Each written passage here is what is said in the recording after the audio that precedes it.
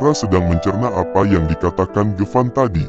Otaknya yang pas-pasan dipaksa untuk memikirkan hal serumit itu. Padahal aslinya Ara tinggal patuh dengan apa yang Gevan ucapkan sebelumnya.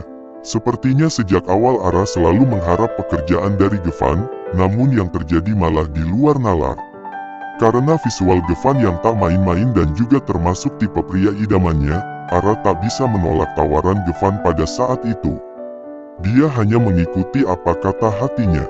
Dan sekarang, Ara bingung mendeskripsikan perasaannya.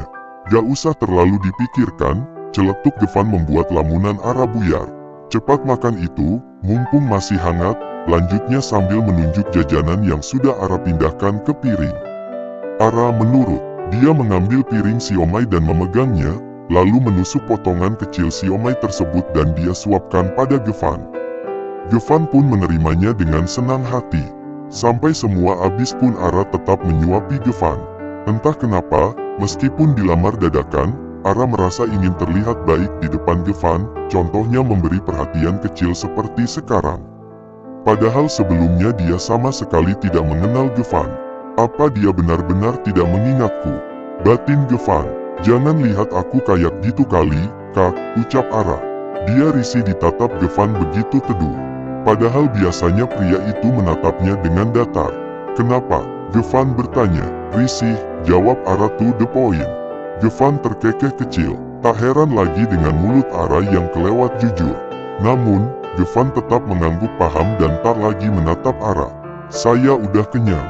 Buat kamu aja, ujar Gevan saat Ara kembali menyuapinya.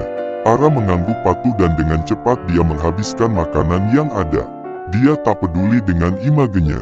Yang penting perut kenyang, begitulah prinsip Ara. Minggu pagi yang malas. Sinar matahari berusaha menembus gorden kamar Ara, namun si pemilik gorden malah asik bergelung dalam selimut, bahkan sampai mendengkur saking pulasnya. Beginilah keadaan setiap minggu pagi Ara. Dia akan tidur sampai matahari meninggi, puncaknya ketika jam 9 pagi, Ara baru bangun. Mungkin hari ini dia akan mencetak rekor baru lagi. Tinggal sendiri di rumah membuat Ara bebas melakukan apapun.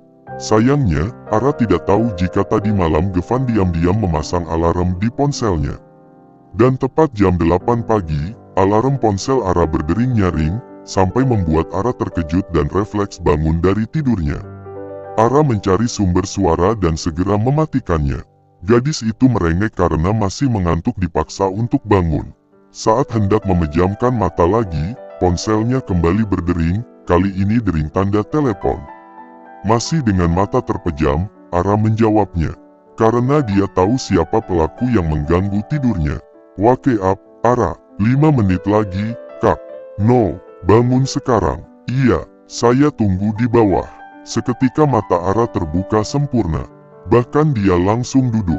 Maksudnya, tanya Ara linglung. Jangan sampai Gevan benar-benar ada di bawah. Saya di bawah. Bawah mana? Ara menggaruk kepalanya, membuat rambutnya semakin acak-acakan. Mandi dan cepat turun ke bawah. Saya tunggu. Tut, Ara berdecak. Dengan rasa malas tingkat dewa, Ara masuk ke kamar mandi dan memulai ritualnya. Kalau saja Gevan tidak menelpon, mungkin Ara akan bablas tidur sampai siang. Namun, sepertinya Gevan sudah tahu kebiasaan Ara. Di lantai dasar, tepatnya di rumah Ara, Gevan duduk anteng di sofa. Di sampingnya ada paper bag berisi gaun untuk gadisnya. Entahlah, Gevan datang dengan inisiatif sendiri. Untung saja satpam di depan sudah tahu kalau Gevan adalah calon suami Ara. Pria itu memainkan ponselnya dengan tenang. Hingga hampir 30 menit lamanya, Ara baru menampakkan diri. Dia sudah wangi dan segar. Namun, ekspresinya terlihat lesu dan kesal, dan Gevan tahu apa masalahnya. Ara menghempaskan tubuhnya di samping Gevan, lalu menatap pria tampan itu.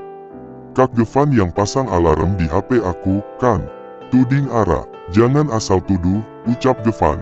Padahal itu fakta. Bibir Ara mencebik tak suka, asal tuduh gimana maksudnya. Kakak tuh yang gak mau ngaku. Gevan menahan senyumnya.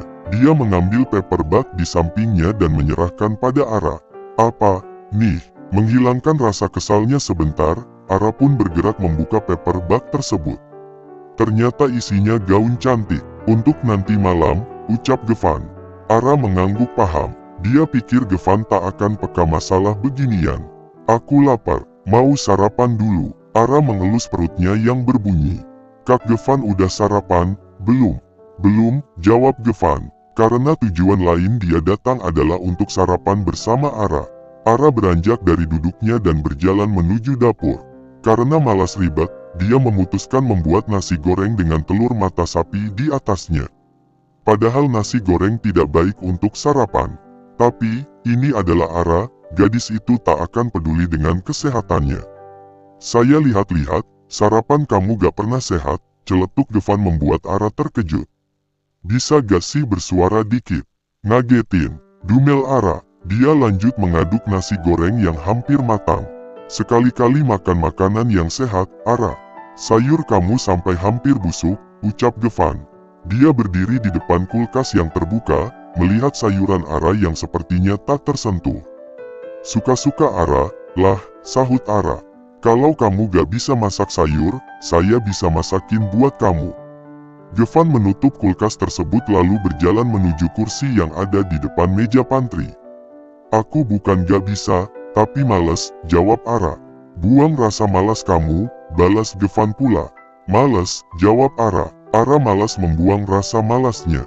Gevan menghela nafas. Kenapa ada manusia sejenis Ara di dunia ini? Terserah kamu, ucap Gevan menyerah. Lah emang terserah aku, Kak Gevan aja ngeyel dari tadi, sahut Ara. Dia menuangkan nasi goreng tadi ke 2 piring putih. Tak lupa telur mata sapi dan juga sosis goreng sebagai toppingnya. Minumnya mau apa, Kak? Kopi mau, tawar Ara. Dia mengambil 2 gelas dan juga 1 sachet kopi untuknya, karena dia tahu kalau Gevan tidak mau kopi. Teh aja, jawab Gevan. Keduanya pun sarapan bersama. Sudah seperti suami istri jika begini. Tapi, hitung-hitung latihan juga, sih. Ara langsung minum air ketika 1 sendok nasi goreng buatannya sudah tertelan. Asin, gadis itu menyengir sambil menatap Gevan. Titik, masih bisa dimakan, ucap Gevan. Gak usah, Kak, kita pesan makanan aja, deh. Ara hendak mengambil piring Gevan, namun pria itu menahannya. Jangan buang-buang makanan, tegas Gevan.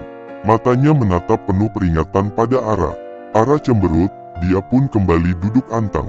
Ambil nasi putih, makan pakai telur sama sosisnya aja, ujar Gevan. Ara menurut. Dia bergerak mengambil piring baru dan diisi nasi putih biasa. Dia mengambil kecap dan saus sambal agar rasanya tidak biasa saja. Pada akhirnya Gevanlah yang menghabiskan 2 piring nasi goreng tersebut. Pria itu benar-benar anti-mubazir. Bahkan Ara terperangah melihat 2 piring nasi goreng tadi sudah bersih tanpa dibuang.